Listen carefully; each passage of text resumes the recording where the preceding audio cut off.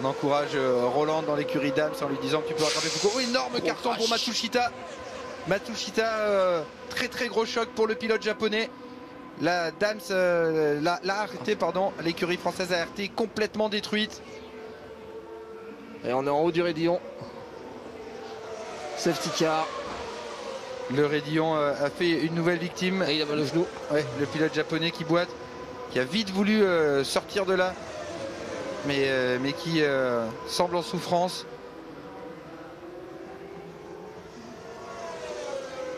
La voiture de sécurité, bien sûr, qui est intervenue.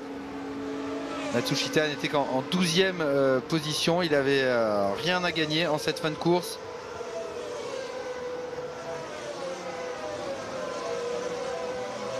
Il était à la lutte avec Malia. La voiture médicale est envoyée. Ah, la voiture est détruite.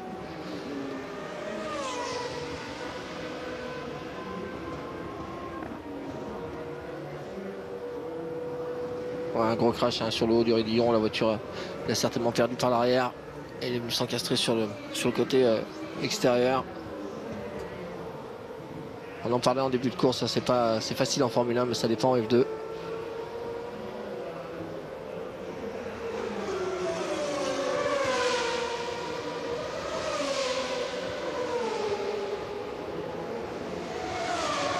Difficile d'imaginer la course reprendre, hein. Il reste 3 tours et on le voit. Il était à la lutte effectivement avec Malia. On n'a pas vraiment le début de l'action.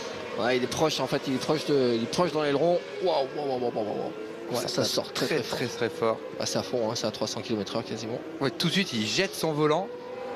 Ah, il y a beaucoup de fumée, hein, donc ça peut se comprendre aussi. On a l'impression que tout va brûler, on a l'impression qu'on peut être pris au piège aussi à l'intérieur de la voiture. C'est un bon réflexe de vouloir sortir tout de suite. Ça veut dire qu'on est d'une part conscient. Ah, il perd complètement l'arrière dans la montée en fait. Il n'y a pas de contact entre les deux hommes.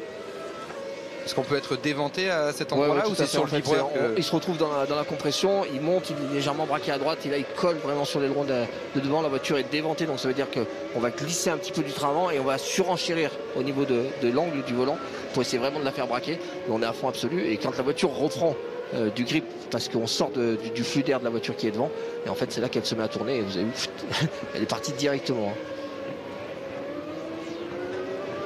On dit que ce virage est moins dangereux qu'à une certaine époque parce que il est asphalté à l'extérieur. Avant, il y avait des bacs à gravier. On se souvient notamment des tonneaux de Jacques Villeneuve, notre consultant commentateur, parce qu'une fois que la voiture était partie en travers dans les graviers, elle était partie en tonneau.